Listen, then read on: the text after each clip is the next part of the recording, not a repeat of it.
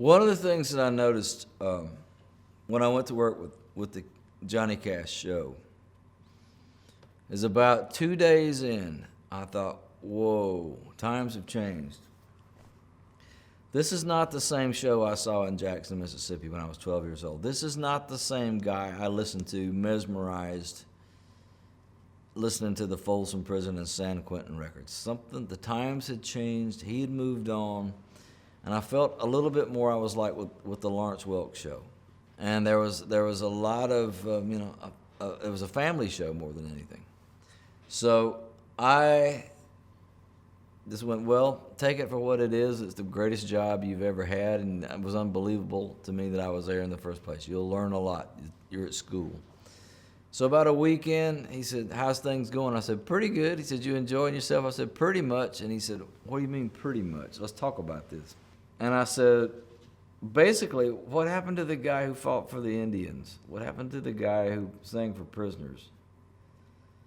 And I don't think anybody had said anything like that to him in years. He went, he moved on. I went, I get it.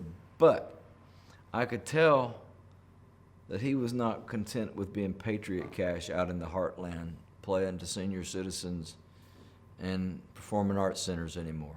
And I thought, he's got something else on his mind. And I would, when we would go to Europe, I would see the second coming of Johnny Cash very plainly. He was still a rock star over there. And I thought the way I can keep myself interested and staying here and learning is to help him figure it out. And I can tell you the global patron saint Johnny Cash that the world has gone to now, that was not the case in 1980 to 87 because nobody cared. He was still a legend. He was still doing all right. But everything we recorded kind of just went out and went, phew. Everything that he did, he was still a TV star on, he had Christmas specials and stuff like that, but that's not what he had in mind. He wanted to be that guy again, that man in black, the real guy that started at Sun Records. One of our rituals on Christmas, around Christmas, we would go out to Luther Perkins, his guitar player's grave in Hendersonville, and John would lay down on the grave and we'd take Luther a pill and a cigarette and a beer. And so one day when John was laying on Luther's grave talking to Luther, you're down there arrested and us, we're up here killing ourselves, blah, blah, blah.